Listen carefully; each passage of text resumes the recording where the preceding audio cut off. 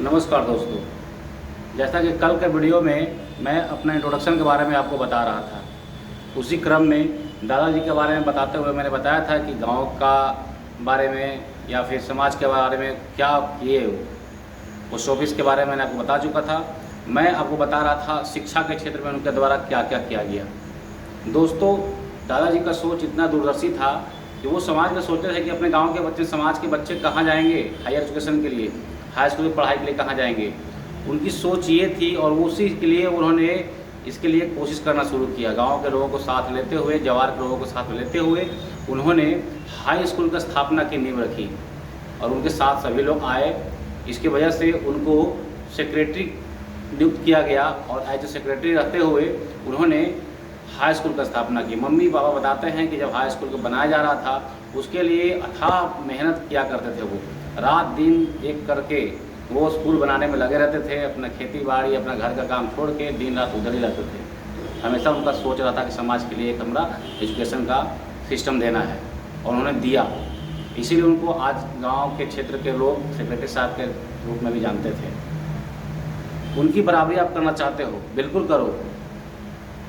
गाँव के लोग ये बोलते हैं कि उन्होंने अच्छा किया, कुछ लोग बोलते हैं कि वो लोग गलत भी किए। क्या गलत किए बताओ आप। मैं मानता हूँ मेरे दादाजी निर्णय का भी काम किया करते, पंचायती का भी काम किया करते थे। जहाँ भी झगड़ा झंझट होता था लोग उनको बुलाते थे। मैं भी हो सकता है निर्णय में किसी के पक्ष में निर्णय गया हो, किसी के विपक्ष में निर्णय गया हो।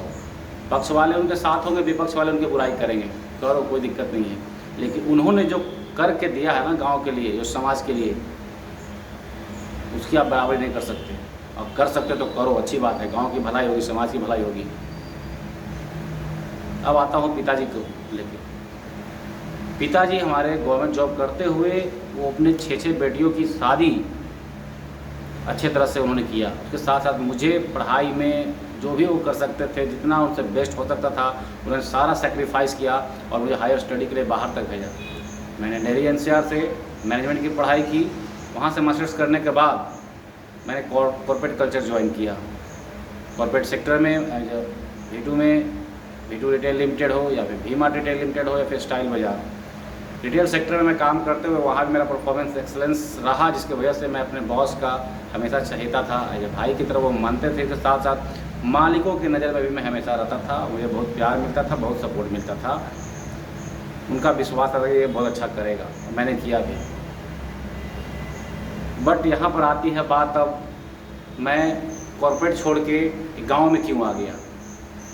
मेरे माताजी का तबीयत हमेशा ख़राब रहता था। उन्हें 2021 में हार्ट की समस्या हुई, हार्ट अटैक हुआ उनको। इनको लेके पटना में 3 महीने हम लोग इलाज के लिए रहे। उस समय मैं काफ़ी हार्ड टाइम से गुजर रहा था। मेरे पिताजी मेरे साथ थे, बैकबोन की तरह सब कुछ सपोर्ट कर रहे थे। माताजी को अच्छे से बचा के हम लोग ले आए।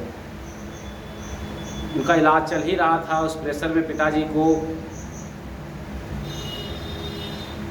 क्या बोला जाए, जो मेरा बैकबोन था, मेरा सपोर्ट सिस्टम था, आज तक मैं कुछ भी लोड नहीं लिया करता था। कैसे घर चलेगा, कैसे परिवार चलेगा, सारा कुछ पिताजी करते थे। और एक बैग पिताजी को फरवरी माह में 2024 में ब्रेन हैमरेज हो गया और पूरी तरह से वो अपंगता की ओर जा रहे थे। नहीं उनका ब्रेन काम कर रहा था, नहीं उनका शरीर काम कर रहा था। उनको हम लोग हॉस्पिटल ले गए पटना में। पटना का सबसे बेस्ट हॉस्पिटल जिसको बोला जा सकता है ब्रेन के लिए, वहाँ पे उनका ट्रीटमेंट के लिए लगाया। वहाँ पे डॉक्टर्स ने उनके बारे में बताया कि इनकी कोई चांस नहीं है, बहुत कम चांस है।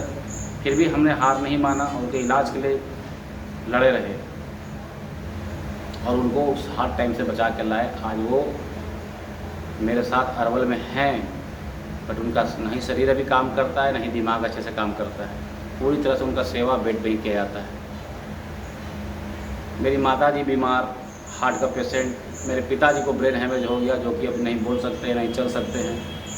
इस प्रेशर से, टेंशन से मेरी माताजी को फिर दूसरा हार्ट अटैक हो जाता है 2024 के लास्ट में।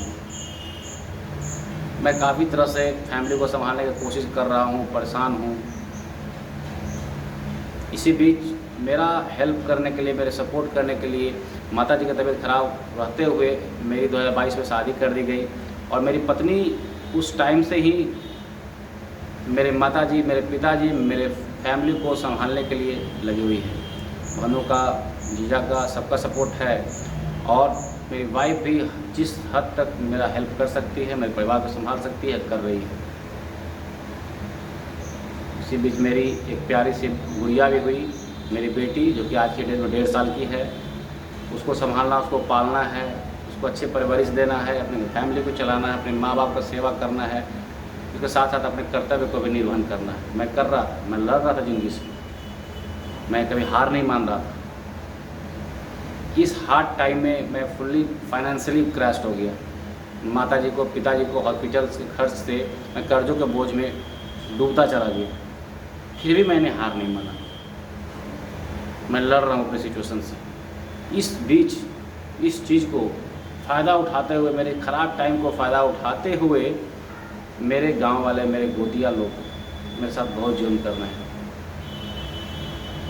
मेरे साथ क्या क्या हो रहा है, मैं किस स्ट्रेस लेवल से गुजर रहा हूँ, मैं बयान नहीं कर सकता।